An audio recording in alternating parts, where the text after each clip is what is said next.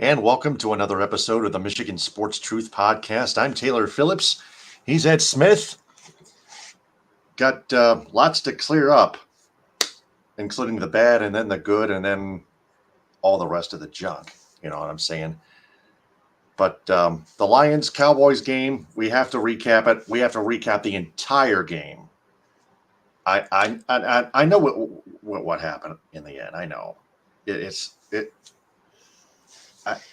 it's almost an every year thing, but really, there's still the entire game to recap, including the 4 of 13 on third down, too many receivers being wide open again. Jared Goff, 2 interceptions, and then Derek Barnes again missing a safety sack, just overrunning Dak Prescott, allowing him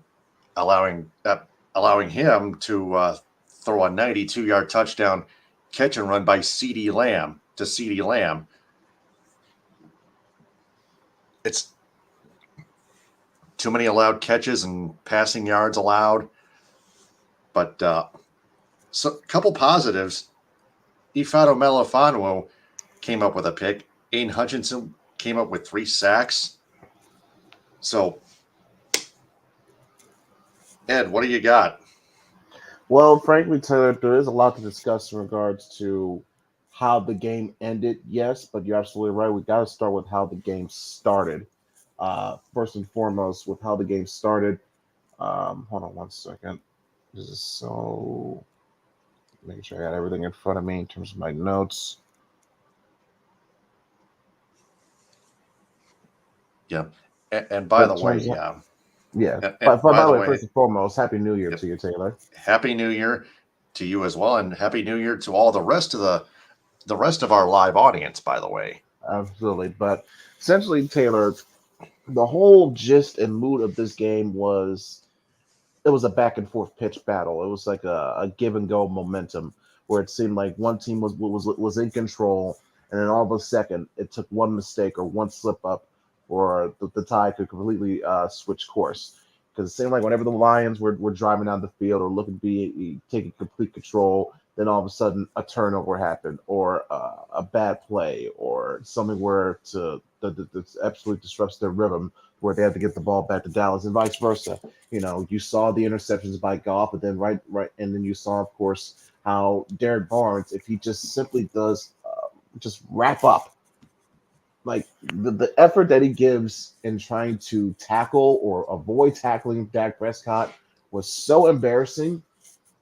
And like you said, the fact that he didn't wrap him up, instead he just gave him a shoulder tackle where you could have easily gotten wrapped up for, if not a safety, then at least damn near close with a sack. But instead, what? Broken play, touchdown. That's a massive 7-point swing right there. But give credit to Detroit. They found their way to get their own lick back, find ways to make plays that work best for them, getting the running game going, which I thought was crucial to them, giving them a chance to win, because we saw in recent weeks how Dallas was susceptible to giving up big plays and big gains on the run. And we saw that mostly with David Montgomery, a little bit from Jahmyr Gibbs, but we saw the running game work and be effective in this game. Also, what we saw being effective was the defense in this one. You mentioned the 3 sacks from Hutchinson. He now is up to 9.5. He has officially matched his output from his rookie season last year, and he's still got one more game left to play. You mentioned Melifonwu. That's another interception for him to go along with the different plays and variables, I should say, that he's brought to the defense in recent weeks, whether it be as being brought in as a blitzer by Aaron Glenn, or making crucial key interceptions out in the secondary. And we saw it again here in this game. While the defense, yes, did leave some room for improvement, i.e., giving up so many damn yards to CeeDee Lamb, I was impressed by the fact that, again, the one thing that the defense has shown great consistency is that teams have a very difficult time running the football on them. Like, as opposed to where it was last year, where teams were just had were just running the football at free will on them. We're seeing that being complete opposite for this season. So very credit should go to Aaron Glenn in that regard. And it's one reason among many why Glenn is considered as was considered, at least by a according to a survey that was recently conducted by NFL players by the NFL Players Association, he was the top rated pit coordinator amongst the players. So I think that speaks to the level of respect that Aaron Glenn has, or at least that players have for Aaron Glenn, and it shows the respect that they've had for his career, both just not just as a coach, but as a player as well. Despite the fact that, like I said, this was back and forth, there was mistakes on both sides. Detroit still had a chance to win at the end of the game. Now that was due in part, I would say, by, in my opinion, horrible game management, late game management by Mike McCarthy, choosing to throw the ball instead of trying to run. When A, you're trying to run down the clock, and B, you know that you do have a kicker who's been literally automatic for you all year long. Why not? It was just because, especially, it was after that turnover by Goff. And while eventually, yeah, they did get the field goal, it was just bad clock management by Mike McCarthy, because what it gave Detroit that extra time they needed to drive down the field and get that touchdown.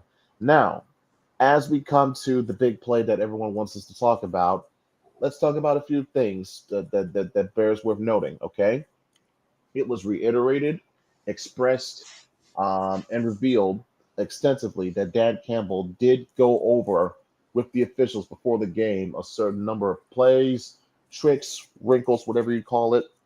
He went over certain plays with the officials and how they were going to implement them, including how you saw it play out with having both Dan Skipper and Taylor Decker out there as the extra offensive lineman. And as you can see clearly by the video evidence, Taylor Decker did report himself as an eligible receiver, despite what Brad Allen, the head official, would like to I guess say. he couldn't do it alone, right? When he should What do you have. mean by that? What do you mean by that, Taylor? Well, I guess he could.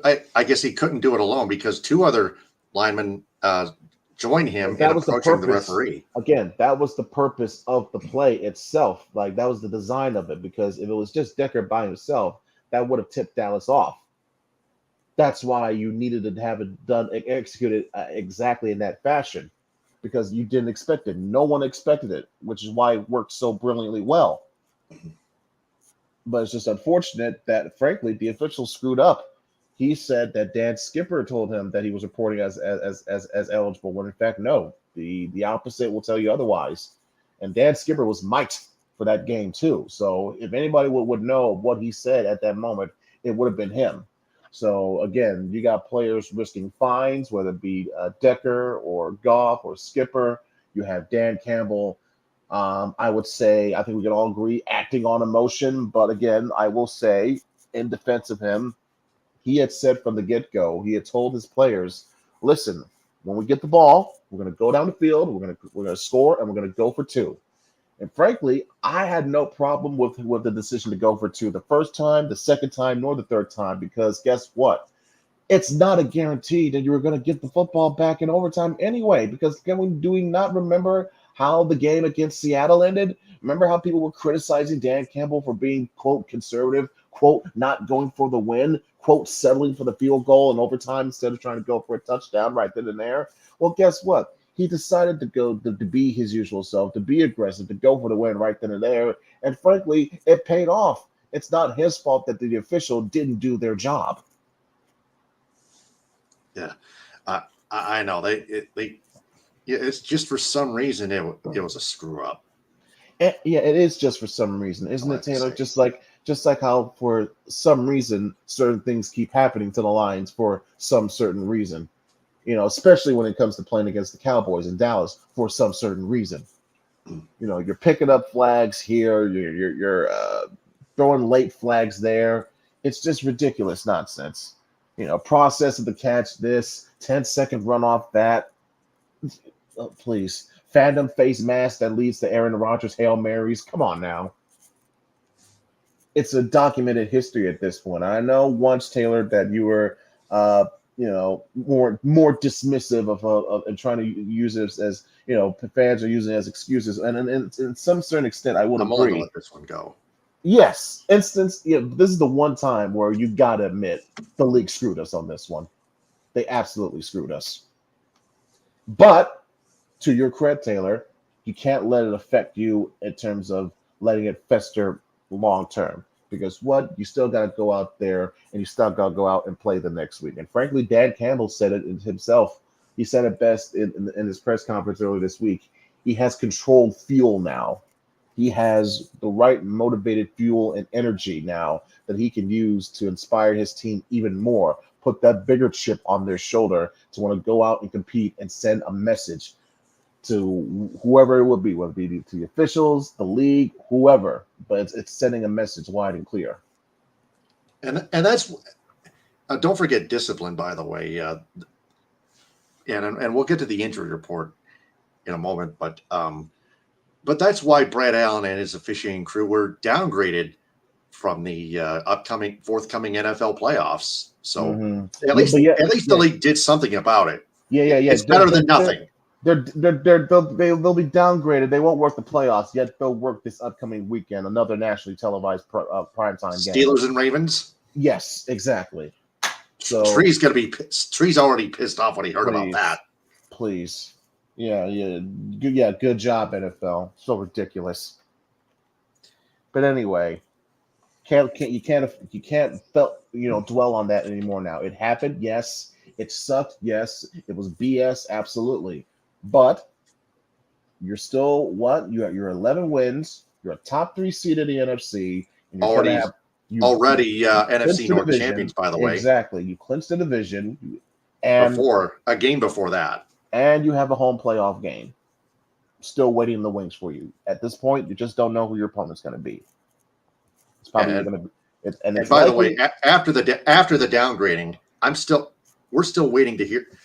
We're still waiting on whether or not they could and should be fired after the playoffs of the Super Bowl and the Pro Bowl. I doubt Goodell's going to go that far. If anything, he'll think that the downgrade by them not working the playoffs is enough quote unquote punishment. But again, I doubt he's going to go that far. Just like people were thinking, oh, Goodell has the power to change the result of the outcome. But yeah, he does. But it doesn't mean he's going to effing use it because it's not necessary. Even in a situation like this, it's not necessary. Well, hopefully they learn hopefully the particular crew actually learns their lesson, whether they're fired or not. Well, the Lions have got to learn a lesson too. It's called play better and don't put yourself in a position to where the refs can affect the outcome of the game like that. Exactly. Situation.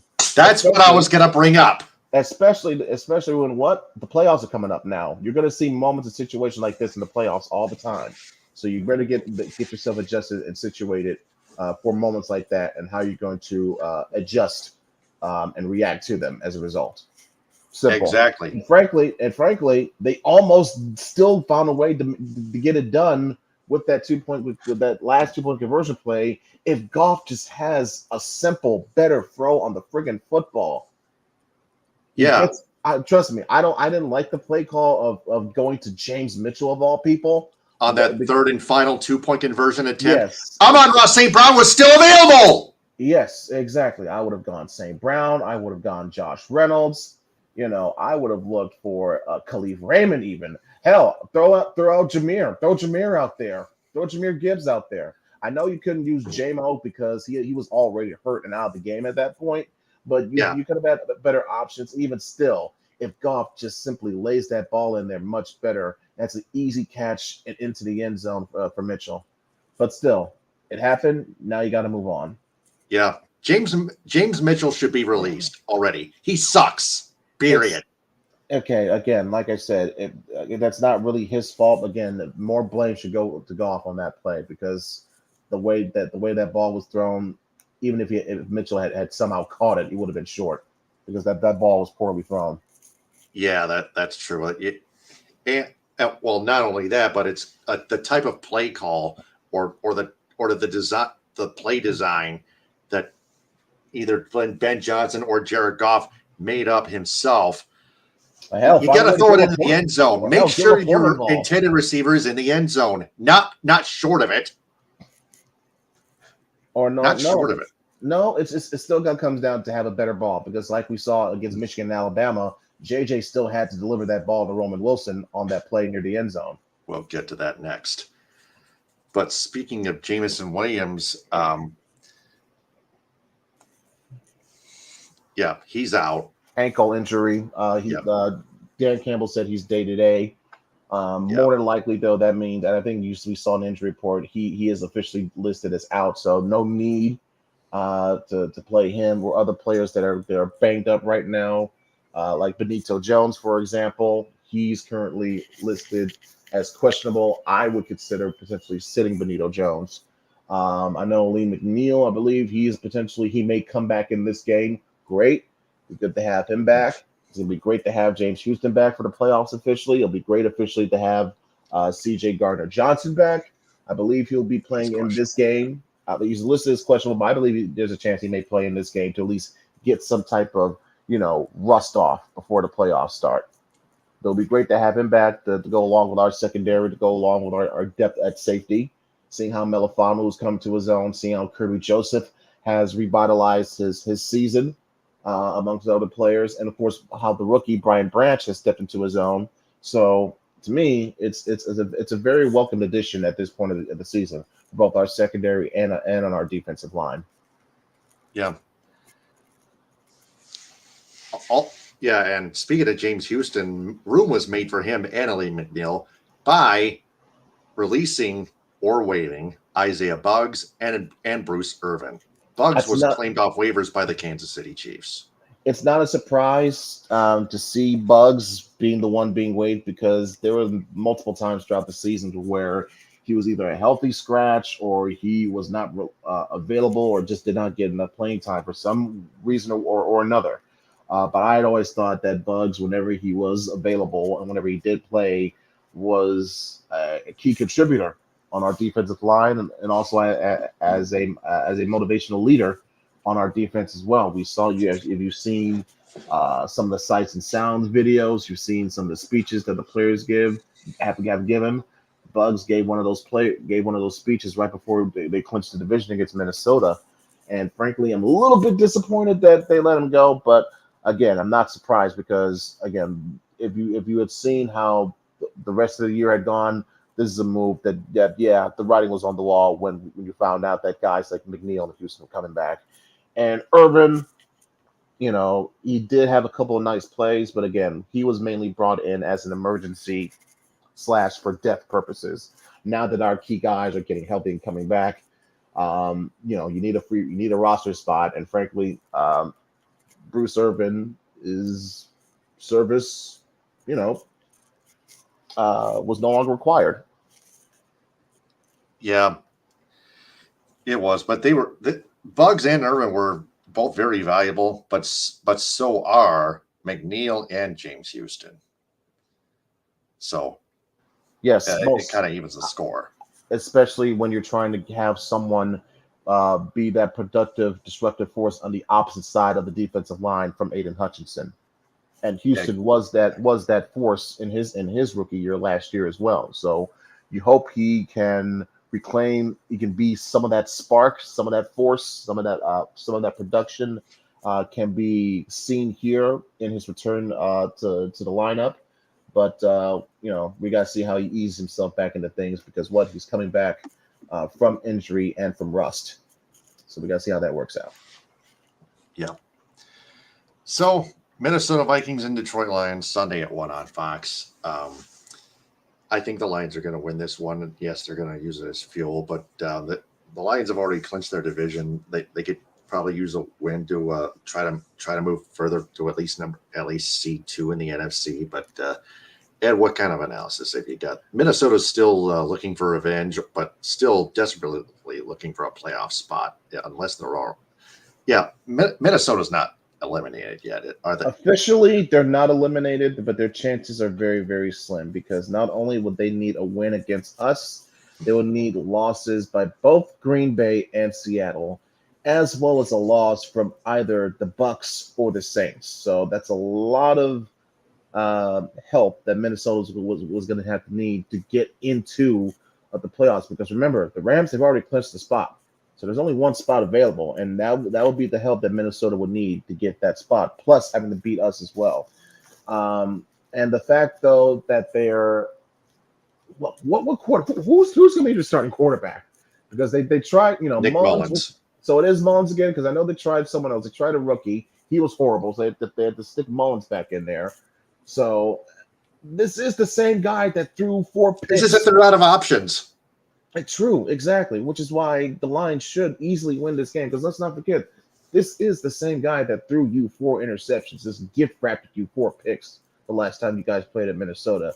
Now you're back at our crib. The fans are going to be on our side. You have to think they'll play into some type of factor of more potential of similar results repeating here that we saw in Minnesota. Now Dan Campbell said he's got to other than the ones that are banged up, everyone else that's as close to 100%, they're playing. So the starters will play. I would suspect, though, if things do get out of hand, like if they're already up by multiple scores, like let's say midway through the fourth, then yeah, you'll start pulling some people out. Hopefully, that way we don't get anybody hurt, before next week, before the first round starts. But knowing that we still have everything in terms of our main focus, what we got to do, I believe this will be when they will be raising the banner officially for the NFC North Division title. But also, it's about the mindset of sending a message to the rest of the league that, listen, we are here, we are motivated, we are pissed off about what happened against Dallas, and now we are here to use it to say, guess what? This is our statement. We are coming for everyone's neck in the playoffs. So I'm going to say the Lions are going to get this one done.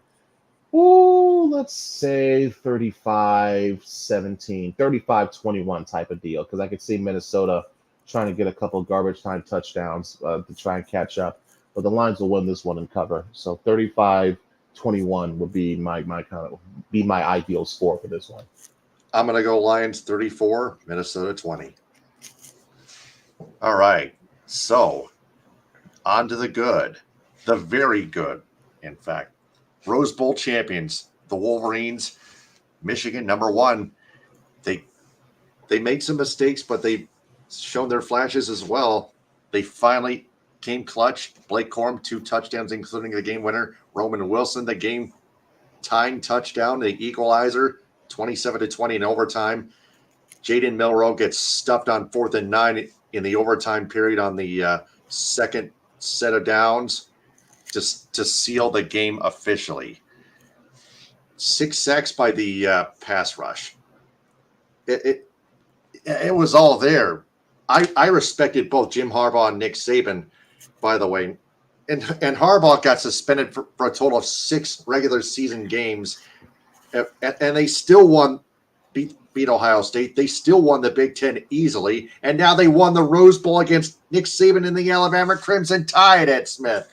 It was, frankly, Taylor, one of the most incredible things I've ever seen in terms of football aspect, in terms from a sport aspect, a team season storyline narrative aspect, and also the fact of, hey, this is one of the last times that we're going to see the Rose Bowl in this type of iteration before things change, starting with the 12-team playoff next season, as well as expansion in multiple in different conferences and everything else.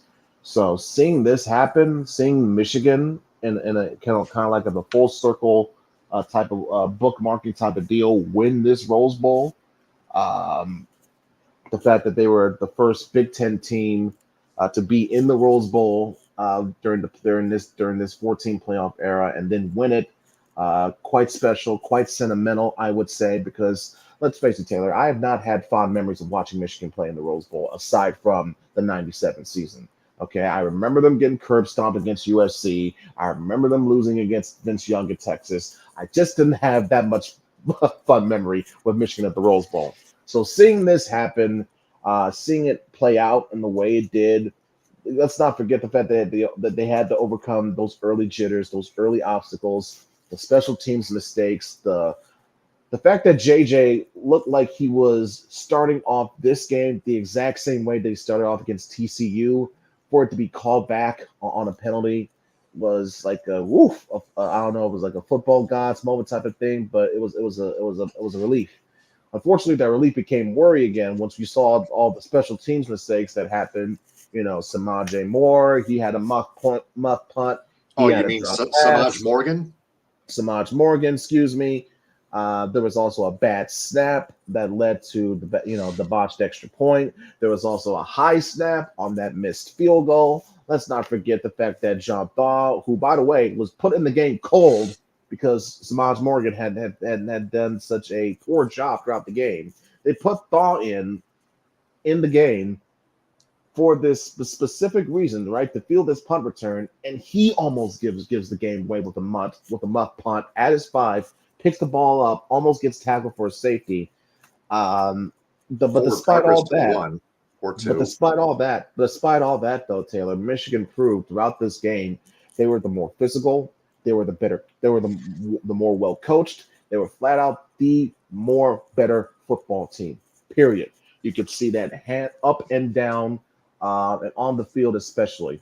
They were dominating the line of scrimmage on both sides of the field. They were running the ball with great efficiency with Blake Corum. JJ McCarthy was getting some crucial runs in at key moments. Roman Wilson stepping up in big plays and big moments, proving he more than deserved to wear that number 1 jersey. It was nice to see some new wrinkles getting added, like the occasional, like the Alex Orgy appearance, the trick play from Edwards to McCarthy to Wilson, which almost got botched, but thank God JJ had incredible athleticism to pick that ball up in midair. The fact that Wilson made that incredible catch on that last drive when it could have been tipped and picked off, but Wilson still snatched it down. And also, let's not forget on that He drive, adjusted to Taylor. the ball. He absolutely did. But let's not forget before that, though, on that same drive, frankly, in my opinion, the biggest play of the game was that 4th down and 2 call. And frankly, seeing how the coaching staff and Sherrone Moore in particular was so aggressive and with the decision making against Ohio State, for example, going forward on 4th down 3 times. It's not surprising to me, in my opinion, that Harbaugh, even though yes he had 3 timeouts, yes he could have just punted the ball away, play field decision, but you could just tell if Michigan had punted the ball in that situation, I doubt they would have gotten the ball back because this was their time, their chance to be in firm control, implement their game plan the way they wanted to, and frankly, it was just like the tried and true method. We saw it happen time and time again. Eventually, Alabama they broke down, they wore down. Our offensive line and our running game and our philosophy just and the mentality of listen, this is what we're going to run at you. You know what's coming, and you're not going to stop it. It wore Alabama down, just like it broke down Ohio State. And frankly, between that 4th and 2 conversion, getting it to Blake Corum, the fact that you had the Roman Wilson touchdown, then of course, like I said, the Blake Corum touchdown in overtime, where frankly, he had a moment and a run which, if you compare it to how he did it against Penn State, how he did it against Ohio State, this was a very similar play. Jump cut to the left, follow your blockers, use your patience, and then use your, momentum, low gravity, and everything else to just refuse to go down. And let's not forget, ladies and gentlemen, Blake Corum missed last year's playoffs because of a knee injury, because he got injured against Illinois. He had to be on the sideline and watch Michigan lose against TCU. So don't think that was, we talked about extra motivating fuel earlier with Dan Campbell. Don't believe for 1 second that was not some type of motivating fuel for Blake Corum and other seniors such as Chris Jenkins, for example, and Zach Zinter, wanting to come back for one more year, for one more chance to, as I have said repeatedly on end since September, to finish the story. Because frankly, you don't know how things are going to go or how things may go for your team, for your program, or for your coach after this game and after this season is over. So do what you can in this moment now to finish your story. And it exemplified that type of mentality, exemplified itself in that 4th quarter, because let's not forget, this was the first time all year long that Michigan was trailing in the second half, and they picked a hell of a spot to make that type of comeback from. Kudos to them, to the team for showing that mental resolve. And frankly, what more can I say about Blake Corum? Um, the guy has been nothing but clutch. He has been proving himself to be the absolute heart and soul of this football team. And all due respect in the world to JJ McCarthy, he was quite well himself. But in my opinion, I thought the offensive MVP should have gone to Blake Corum just because of his impact on the game and the fact that, he had a couple of touchdowns himself, including the game winner. But the fact of that also, that Michigan defense, man, my goodness, Jesse Minter deserves all the money in the world for this upcoming offseason because that was an absolute masterclass. He was toying with Tommy Reese all night long. He was creating schemes, stunts, disguises. He was giving Alabama, he had Alabama looking confused all game long. They were attacking Jalen Milroe from the beginning, from the onset, because they decided, no, we are not going to sit back and let you get comfortable. We're bringing the game right to you immediately. And you saw they had him shell shocked from that point on, and he couldn't get back into it. Now, not to mention the fact that Alabama just kept doing low snap after low snap after low snap. That was putting them in such bad spots. That's one reason why they had that 4th and 31 against Auburn to begin with. And it proved, and trust me, this issue that had been plaguing Alabama all year long reared its ugly head again in the worst possible situation in this Rose Bowl. And it was one reason why the defense was able to just attack and get at Milroe constantly and to get those 6 sacks, like you mentioned, Taylor. So all around game, seeing Will Johnson 100% healthy, they tried to target him twice. He said, you're not getting anything on me. Frankly, I am so proud of that defense. It's the biggest reason why we're in this title game, in my opinion, and it's one big reason why I think they have a good shot at winning it all. They'll need to step that up again against the Washington Huskies. Oh, they're definitely going to have to, because let me tell you, man, Michael Penix Jr. is going to be the best quarterback they have faced, probably, no lie, probably since C.J. Stroud. Going back to the end of the 22, the 21 and the 22 season, this will be the best quarterback and the best receiving core that they have faced easily since Ohio State. And knowing that they have guys on there that are absolute studs, are tremendous draft prospects that are know that system and know their chemistry with Penix in and out. And frankly, you have a similar offense that has makeup close to what Michigan resembles, frankly, with the power run with the offensive line. By the way, Dylan Johnson, you don't know of how effective he'll be, but he's gonna give it a go. Their offensive line, by the way, is the reason why Michigan is not a 3-time Joe Moore Offensive Line Award winning unit, is because Washington won that award this year. So it'll be very interesting to see how these two teams stack up, because frankly, they look to be closer to mirror images of each other, with a couple of notable differences in a couple of key position spots. But frankly, this was a matchup that a lot of people were hoping to see for the Rose Bowl, fittingly enough. But now we're going to get this for the national championship game. And also, it's a preview of this new era of college football, because starting next season, these two teams are going to be in the same conference. Exactly. And everyone's aware of that. Everyone's aware of every sports fan in Michigan is aware of what goes on with the Lions, the Wolverines, even the Pistons and the Red Wings, by the way, even the Tigers. And so what's your pick for the game, Taylor? What's your magic ball saying? I'm gonna say Michigan 27, Washington 24. So you're saying Washington's gonna cover? Because right now the spread is Michigan -4, -4.5. I'm already aware of that. I've looked it up like every single day, and it's still stuck at 4.5. Yes.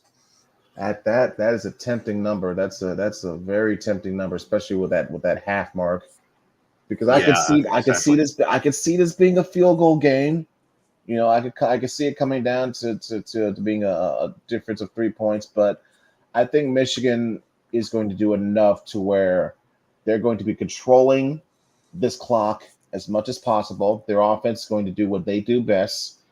And while Michael Penix Jr. is a tremendous talent and has been skyrocketing his stock, um, his draft stock for this season, and in my opinion, he should have won the Heisman Trophy. Despite all that, I do think between what will we have with our defensive line and knowing that we have a capable secondary between Mike Sainristil and Will Johnson and Rod Moore, um, reliable linebackers led by Junior Colson. I mentioned the defensive line. There's Jenkins, there's Graham, there's Kenneth Grant, Braden McGregor. You'll see, there's very, again, this will be dictated by what our defensive line is going to have to do up front. But knowing that our secondary, that I have the faith in our secondary to do just enough to withstand what type of aerial attack Penix will be throwing at them, I do believe Michigan is going to be able to do just enough to maybe they'll get a late turnover or whatever the case may be, but they'll find a way to put this game away late. So my score prediction for this one is going to be Michigan 31, Washington 21. Oh, Michigan like will 10. finish the story. They will win the national championship, and yeah, one of the more remarkable, unbelievable, and frankly, the greatest season that I have seen in my life as a Michigan fan will be completed. And so that's my call. I've been saying Michigan has got to finish the story for months now. Well, now this is the chance. And frankly, after you beat Alabama, you should be the favorite to win this, hands down. Chris Pame says Michigan by 7 or less points. Turnovers will be a factor. Michigan needs to start strong in the first quarter and don't fall behind early in this game. He predicts I agree. 34 to 28. I agree. I think it'll be difficult for Michigan to try to play catch up against against Washington, because Washington's the kind of team they'll gladly want you to get into a shootout with them, because that's their forte. Yep. And by the way, shout out to Chris Pame of Live with CDP on WQEE 99.1 FM in Atlanta, Georgia. You can stream the radio station online, WQEEFM.radio12345.com. Follow Chris Pame on X at Chris D. Pame, at Chris Pame on Instagram, at Live with CDP on TikTok, and find Chris Pame on Facebook, by the way. Absolutely. Can't wait. Thanks for the shout out. Right on the money. Right on cue. So, can't wait. Monday at 7:30 on ESPN. I work 4 to 8 at Samaritas Senior Living there, but I'm gonna wear a Michigan cap because everyone at Samaritas is wearing Michigan gear, whether it's T-shirts or a cap, anything Michigan Wolverines, in support of their football team kicking off against the Washington Huskies. Hey, we appreciate the luck. Any chance you can bring it. Yes. So the Pistons finally snap a 28 game losing streak by beating Yay. the Toronto Raptors 129 to 127, but have lost the next 2 games to the Houston Rockets by a rout, and then the Utah Jazz in overtime. Right now, they're live taking on the Golden State Warriors. Right now, it's a 10-point game. 6:33 left, third quarter, 66-56 Warriors lead. But the Pistons are now 3-31 after those 2 losses to the Rockets and the Jazz, following the win over the Raptors. So that's about it. I can at least say thank God they ended the streak. We don't have to talk about that streak anymore. Yes, this team is still bad, but you can see by the look on Cade Cunningham's face after that game, when he had a true, genuine smile on his face for the first time in a couple of months, literally in 2 months. So needed for him, so happy for him personally. he has continued to show himself to be more than a capable leader, more than a player capable of being the face of this franchise. And frankly, how he's been able to, if you want to say, take accountability or the accept the responsibility when things aren't going right or whatever, shows remarkable maturity on his end, shows why we drafted him. And frankly, as long as he has enough adequate support and help around him, he's going to have no problem of wanting to be here in Detroit and help this team win. But he got to get him more help. That's the issue, and this is where I'm going to speak to Troy Wheeler here, to where the way you have this thing currently constructed, that's a bad look, man. That's a bad look on you as a team builder, and it's obviously a bad look on your owner, because what he trusted you to get this done, and you have failed to deliver, and giving tried and true cutesy responses and podcasts to Woj. That's good and all, but when are you going to have that type of accountability to face questions from the local press? That's all I'm saying. Chris comments Gores LOL, and then he asked, and Please. that's after he asked, That's another are the hotbed of Pistons looking reality. are the Pistons looking at Pascal Siskam? Siakam, no, and no. Rather. They may try, but I doubt they're going to get him, because what you have to get. You're going to have to give him a quite considerable amount just to get Siakam, and frankly, the Pistons don't have that amount. They already have a second round pick to the Knicks next year.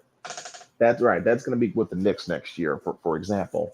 So they don't have the capital. They don't have the players here, right, to want to be trade for Siakam. And why? And besides, would Siakam even want to be here? No. So, Oh yeah, that's try making a move like that is not going to help this team get out of any rut anytime soon. Not even Ivy and Duran in return. Please. I'm not giving up Duran. You can take Ivy, sure, but no, please. If anything, hey, how about this? Take Killian Hayes' stupid ass off our team, for Christ's sake.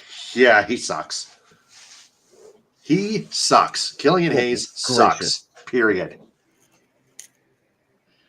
Gores wants to bring in win now players and trade the young players. Gores apparently wants veteran players now. Yeah, we tried that before, but apparently Weaver just likes to get big men and failed former number one projects. Yep. Let's move on to the Red Wings. They're 19-16-4, 42 points, still fifth place in the not-so-Atlantic division. But now they're sixth place in the Eastern Conference wildcard. That was like before they beat the San Jose Sharks 5-3, and the Los Angeles Kings, out of all teams, 4-3 in a two-round shootout at Crypto.com Arena, where Patrick Kane got the game-winning shootout goal. Robbie Fabry picked up 2 goals. Robbie Fabry has been handling a hot stick on that puck. Mm-hmm. What do you say? I would say so. So is Patrick Kane. I mentioned last week how he has gotten 6 goals. He had gotten 6 goals in 11 games up to that point playing for the Red Wings. Now you see here what he's contributed more this week. He just had that, like you mentioned, clinching the shootout win against the Kings. He has been, frankly, if it wasn't for him on this team, we would not be in the spot where we are trying to compete for this wild card spot.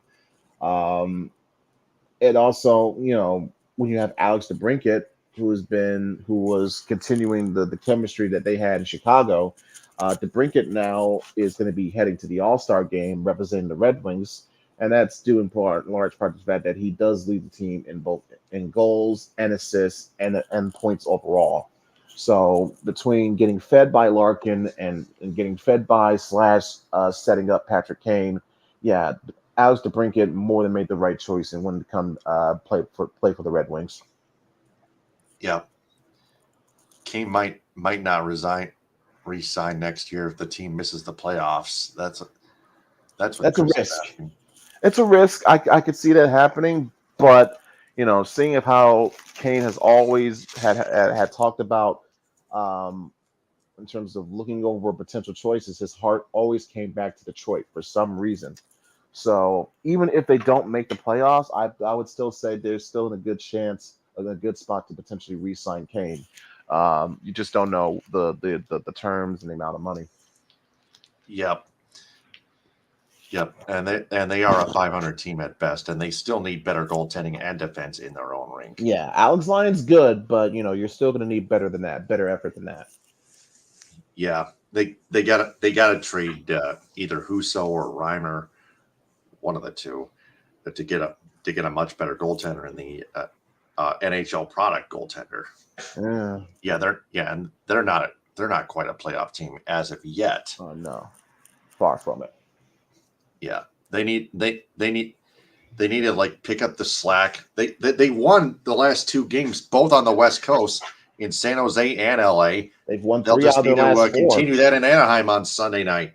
They've won 3 out of their last 4. Trust me, this will be a good spark. This will be a good way to get yourself back into that rhythm because we're approaching All-Star break soon anyway. So this will be a good way to give yourself a little bit of momentum going into the break 4. Yep, and right now they are on the right path. So I'm going to lead off what we've learned. Go ahead. Yes, everyone is aware of the Decker reporting. Yeah, I get that, but like you pointed out, Ed, to my credit, you can't be put in that position. You got to play better. 2 interceptions, 4 of 13 on third down. Too many receivers wide open. Bad play calling by Ben Johnson. This and that. Had you played better, you would have won by at least 14 points against those Cowboys, and none of this would have happened. And then you would have finished 13-4 because I know you're going to beat the Vikings again at Ford Field. But for Michigan, hokey smokes Bullwinkle. They have a shot at the whole national title, period. That's it.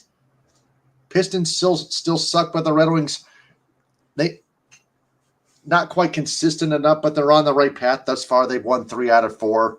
Tigers are still looking for some stock. They sent Donnie Sands.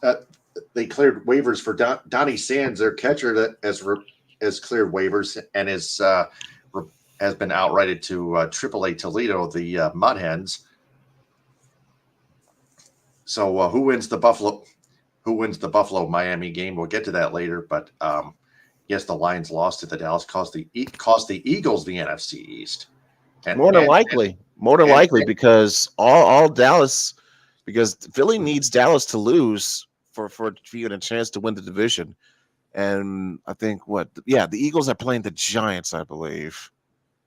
But either way, the San Francisco 49ers are still the team to beat in the NFC anyway. Well, yeah, they got the number 1 seed clinched hands down. So yeah, but I think in terms of potential 2 seed aspirations, Dallas is playing Washington, and I believe Philly's playing the Giants.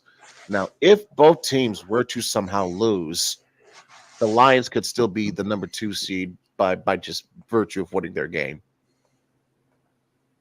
Yeah. But by the way, the Red Wings need a 6 or 7 game winning streak. Plus the Eagles have lost 4 out of 5. The 49ers are playing Pame predicts 49ers and Ravens in the Super Bowl. I would have to agree with that because I mean, it's easy to predict that now because Lamar looks like he's going to win another MVP, and San Fran, they are hands down the machine of the NFC. But in these playoffs with this one and done format, all it takes is one guy to have one bad game. And frankly, we have not seen Lamar. As much as I love Lamar, he is yet to be shown that he can be that trustworthy in the playoffs. Yes, he's been remarkable in the regular season, but we got to see. But what has he been so far in the playoffs? Not so great, and that's putting it nicely. Yep, Eagles are not guaranteed, but to beat the Giants, things can happen. Agreed, you never know. But I highly doubt the Commanders are going to beat the Cowboys. the Commanders of all teams. Oh my God. No. There is no rivalry in that. But anyway, are the Tigers a 500 team maybe in 2024? this upcoming baseball If season. Chris Allen spends money, then yes. At least a Simple. 500 team. Maybe. But yeah, back to Lamar. He needs to prove himself. So, what all did you learn in terms of everything we talked about tonight, this week? I learned that, frankly, that there are players, certain people on the Pistons worth believing in, because of the fact that despite it all, despite this rough patch, despite this historic losing streak, they didn't want to quit. They still kept fighting. They still kept persevering, and it finally paid off. And then getting that win. You hope they get at least a few more before the season is over. But I'm just glad for their sake they got that one done. Now it just comes to a matter of what the hell can the front office do, because they are an absolute mess right now. Once you get your front office situated, then you can start moving on to, okay, finding the right players that fit us, and finding the right players that we need to get better at. So that's what I learned about the Pistons. What I learned about the Red Wings is, frankly, thank goodness for Patrick Kane, because we will be having some questions about Steve Eisman right now, frankly. More questions, I would say, if Patrick Kane had been producing the way he's been producing, as well as Alex DeBrincat.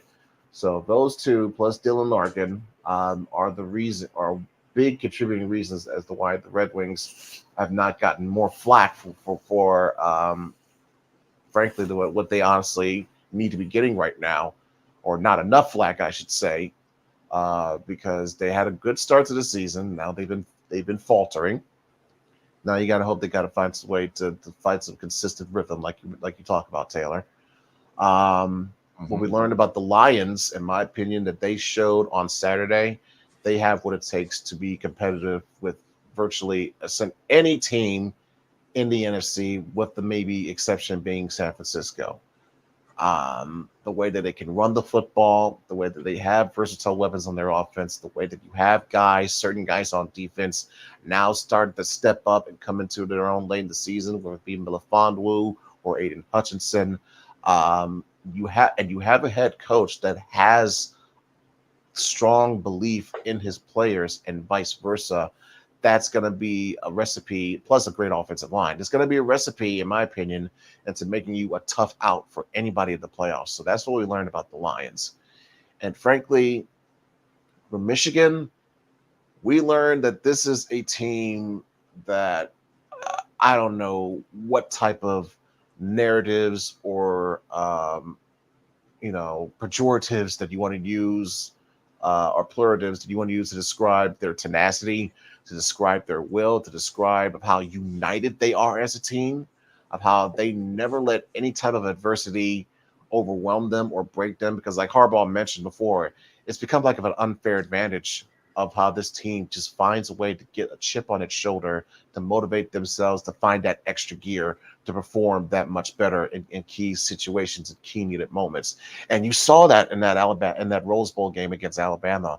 And you're going to be looking to see that again here against Washington, because Washington is no pushover. There's no joke. This is far different from the Washington team that Michigan beat down at the Big House in 2021. This is a different team, an older team, a mature team, and a team that's just as ready to get this national championship, to come and fight for this national championship as Michigan is. So I'm still expecting a good game, a tough game. But at the end of the day, what I've learned is Michigan has had this onset from the beginning of, we're going to finish our story. And no matter what happens afterwards, we'll deal with it. Whatever comes, we'll deal with it. But now it is this moment is in our control, is in our hands. We can decide, we can be the authors of our fate. So let's finish this story.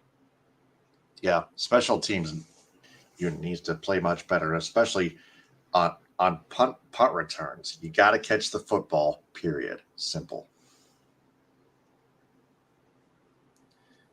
And by the way, back to the Lions, they need to be physical to beat the 49ers. They got to run the ball as well. Use David Montgomery. Use Jahmyr Gibbs. Yeah, Chris Palme is aware of that. Aware of that. Oh, man, 79-75, Warriors lead the Pistons. just a 4-point game after 3 at Oracle Arena in Golden State. Wow. Listen, we know the Warriors have fallen off a bit as well this year themselves. We can admit that at least. Yeah. Yeah, but yeah, as far as punt returns are concerned, again, catch the football. Period. Don't drop it. Let's go Pistons. Hope this national championship game doesn't come down to a field goal. Chase Arena in San Francisco. My apologies. It's not Oracle Arena. It's they've been moved. They long since moved out of Oracle. They moved to San Francisco. Yeah, so not from Oakland to San Francisco. Gotcha. All right, so that is all that we've learned on this week's episode of the Michigan Sports Truth Podcast. Again, Chris Pame, I was on his show earlier this week, live with CDP on WQEE 99.1 FM in Atlanta, Georgia. WQEEFM.radio12345.com is where you can stream it online.